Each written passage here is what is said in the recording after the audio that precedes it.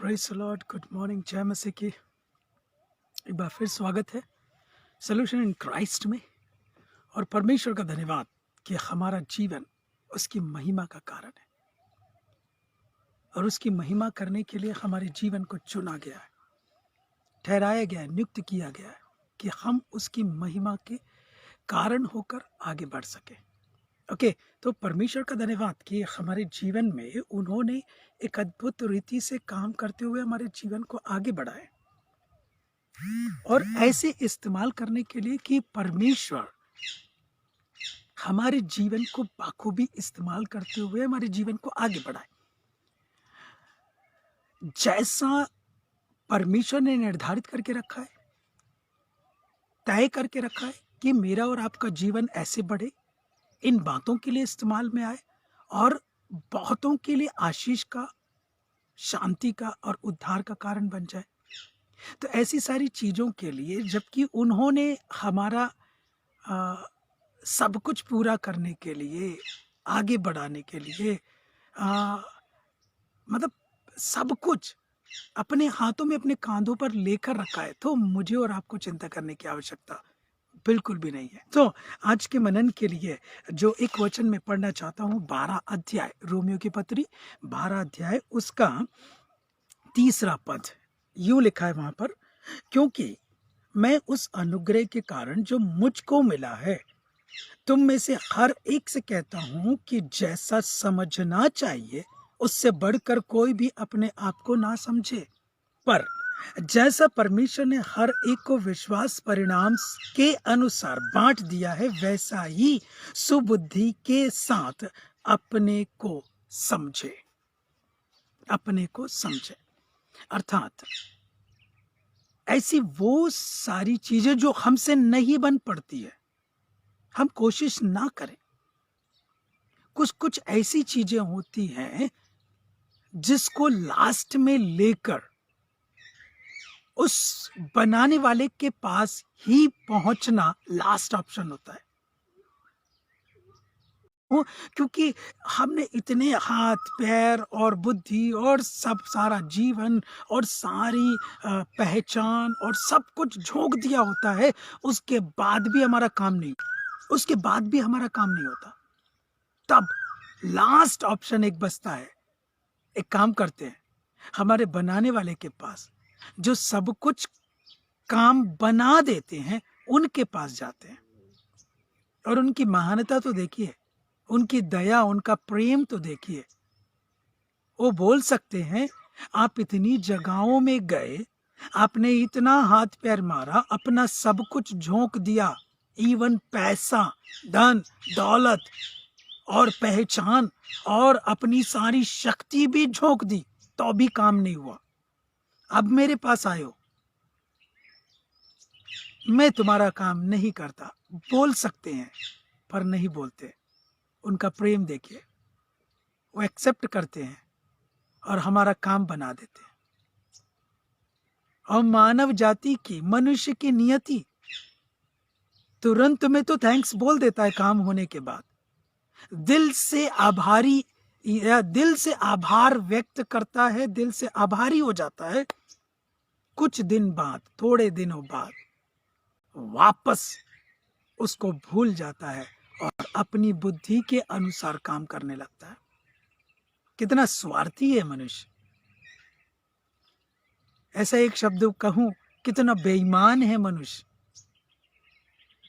काम निकलवाने के बाद वापस अपनी इच्छा पर आधारित जीवन बसर करने लगता है। कितना स्वार्थी है ना, कितना बेईमान है। मतलब इन सारी चीजों से बाहर निकलना। पौलुस वहां पर कह रहा है, जो अनुग्रह से जो मुझे प्राप्त हुआ है, फिर से पढ़ता हूं उस लाइन को, क्योंकि मैं उस अनुग्रह के कारण जो मुझको मिला है तुम में से हर एक से कहता हूं, हर एक से कहता हूं, जैसा समझना चाहिए उससे बढ़कर कोई भी अपने आप को ना समझे। एक उदाहरण देता हूं। एक पिताजी और एक बच्चा खेत के रास्ते पे चले जा रहे थे। एक बड़ा सा पेड़ दिखा, उसकी डिगाल लटकी हुई थी नीचे तक। बच्चे को लगा कि इस डिगाल को मैं तोड़ सकता हूं। अपने पिताजी से कहा कि पिताजी, इस डिगाल को मैं तोड़ सकता हूं, क्या तोड़ूं?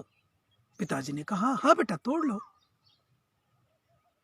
ये बच्चा कोशिश करता है, उचकता है, उचकता है, उचकता है। चूंकि बड़े की पहुंच तक था, पर बच्चे की पहुंच तक वो डिगाल नहीं थी। उसको लग रहा था दूर से कि इसको मैं तोड़ सकता हूं, पकड़ सकता हूं। पास जाके पहुंचा तो मतलब उसको छी भी नहीं पा रहा था। ये बच्चा कोशिश करता है, कोशिश करता है, कोशिश करता है। पिताजी पिताजी को बोलता है कि पिताजी, नहीं टूट रही है। ये लग तो रही थी कि टूट जाएगी, पर नहीं टूट रही है, मैं उस तक पहुंच ही नहीं पा रहा हूँ। पिताजी बोलते, बेटा कोशिश करो, कोशिश करो, तुम्हारे पास शक्ति है, तुम्हारे पास सामर्थ्य है कि तुम वहां तक पहुंच सकते हो। बहुत मशक्कत करने के बाद वो बच्चा जैसे तैसे उस डिगाल के एक छोर को पकड़ लेता है और अपने तक ले आता है। पकड़ तो लेता है, पर उसको तोड़ने की कोशिश करता है, नहीं टूटती है। फिर पिताजी को कहता है, पिताजी ये नहीं टूट रही। पिताजी फिर बोलते हैं कि हाँ बेटा, आपके पास है शक्ति, आपके पास इतनी शक्ति है, आप कोशिश करो। और जितना मतलब पूरे भरसक शक्ति के साथ कोशिश करो, इसको तोड़ लोगे आप। बच्चा फिर प्रयास करता है, फिर प्रयत्न करता है, फिर कोशिशें करता है। आखिरकार उस डिगाल को तोड़ नहीं पाता है। ये पिताजी को बोला, वो बच्चा फिर बोलता है कि मेरे को पता, पिताजी मेरे अंदर वो शक्ति नहीं है, मेरे अंदर इतनी वो ताकत नहीं कि इस डिगाल को मैं तोड़ सकूं। आप मुझे खुश करने के लिए ये बात कह रहे थे ना? पिताजी ने कहा, नहीं बेटा, खुश करने के लिए नहीं, पर मैं चाह रहा था कि हाँ, तुम जो आजमा रहे हो वो कर सको। जो तुम अपने आप को समझ रहे हो वो आपके सामने आ जाए कि वो हो नहीं। आप अपने आप में समझ रहे थे कि तोड़ लोगे, कर लोगे, पार हो जाओगे, खुशी मना लोगे, पर एक्चुअल में वो था नहीं या है नहीं। आपको चाहिए कि किसी की मदद लें, किसी बड़े के, किसी अनुभवी की, किसी एक अच्छे ताकतवर हाथ की मदद लें। वो बच्चा बोलता है, हाँ पिताजी, आपने सही कहा। कभी कभी इस कहानी या इस घटना से सीखने को मिलता है हमारे जीवन में। कभी कभी कुछ हाथ हमारे इर्द गिर्द होते हैं जिनसे हम सहायता मांग लें। उस पिताजी ने एक बात और कही, यदि पास मैं खड़ा हुआ मुझसे सहायता मांगते, तुम्हारा हाथ तो लगा हुआ था, मैं भी हाथ लगाता और वो डिगाल टूट जाती, पर तुमने सहायता मांगी नहीं। आज हमारे बनाने वाले, हमारे कर्ता धर्ता या हमारे रचने वाले को हम भूलकर अपने ही जीवन से, बुद्धि से, शक्ति से, सामर्थ्य से, पहचान से और धन दौलत की ताकत से सोचते हैं सब कुछ हासिल कर लें। नहीं, एक मदद चाहिए, एक हाथ चाहिए जिससे आप उस चीजों को प्राप्त कर सको।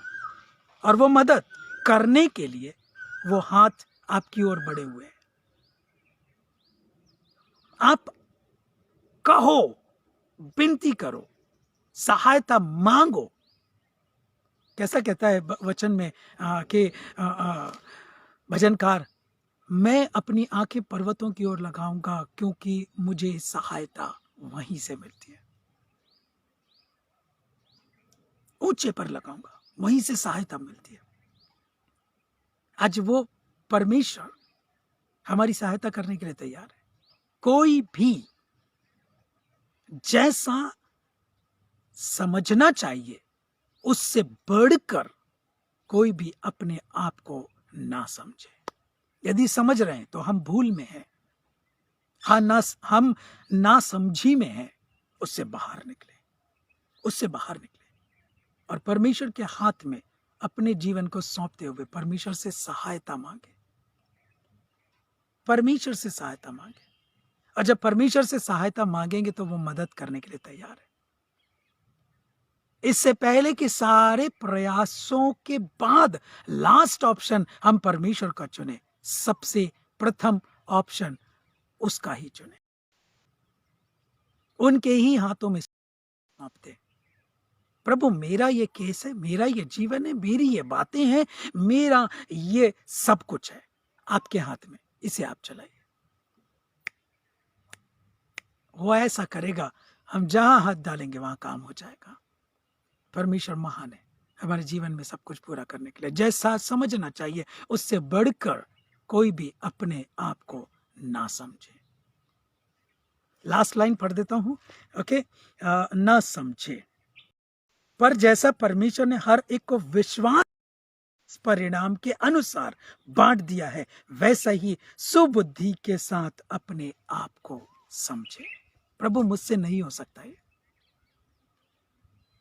मैं कोशिश भी करूंगी तो भी मुझसे नहीं हो सकता। मुझे मालूम है आपके बिना नहीं हो सकता।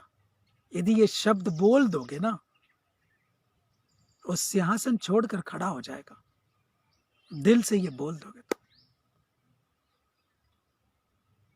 मेरी आत्मा अंदर से गवाही दे रही है कि हाँ, मैं बुद्धि से बढ़ रहा हूं, पर सुबुद्धि से नहीं। परमेश्वर आपके बिना हमारा जीवन बसर नहीं हो सकता। आप हमारे साथ चलिए, आप हमारे साथ करिए। वो कहेगा मैं तैयार हूं। क्या आप तैयार हैं सुबुद्धि के साथ आगे बढ़ने के लिए? परमेश्वर मदद करने के लिए तैयार है। जो समझना चाहिए उससे बढ़कर कोई भी अपने आप को ना समझे। मैं भी सब कुछ उसके हाथों में सौंपते हुए आगे बढ़े।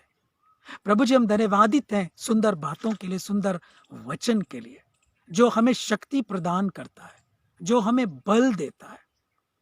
और आपका हाथ जो हमारे ओर झुके हुए है, बढ़े हुए है, उसको हम थामे और आगे बढ़े। कोई भी अपने हिसाब से नहीं, परमेश्वर आपके अनुसार आपको ही लेकर हम हर कार्य कर सके, ऐसी मदद करिए, सहायता करिए, ऐसा मन प्रदान करिए।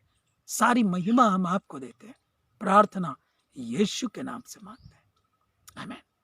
आमीन। God bless you, take care. आप लोग जो देख रहे हैं, परमेश्वर आपको, आप सभी को बहुत आयत की आशीष दे, अपनी शक्ति के प्रभाव में आगे बढ़ाए और आपको सुबुद्धि देकर, सुबुद्धि के अनुसार काम करने की ताकत, शक्ति, सामर्थ्य देकर, ज्ञान देकर, समझ देकर, विश्वास के परिणाम स्वरूप आपको प्रदान करते हुए प्रतिदिन, प्रतिपल इस्तेमाल करें। Okay, have a great day.